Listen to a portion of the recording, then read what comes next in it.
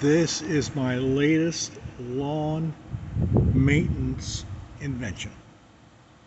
Leggings. Without these, I wear shorts when I cut the lawn. Now, weed eating is the problem. I get all kinds of grass in my socks in here that takes a lot of time cleaning out.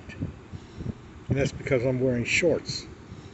I don't have jeans anymore that fit me. I don't wear jeans anymore. But these are old ones. I haven't worn these in over 10 years. I cut the legs off and held them up with rubber bands. Now, I wear my shorts, but now these leggings cover my shoe. You got to wear shoes when you're doing the weed eating because you're throwing rocks at your toes. You could cut them, and the string on the weed eater could cut your toes.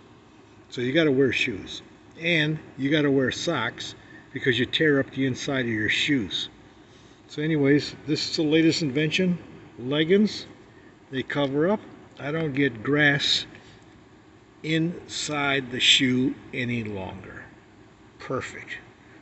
That eliminates a lot of cleaning of socks and shoes.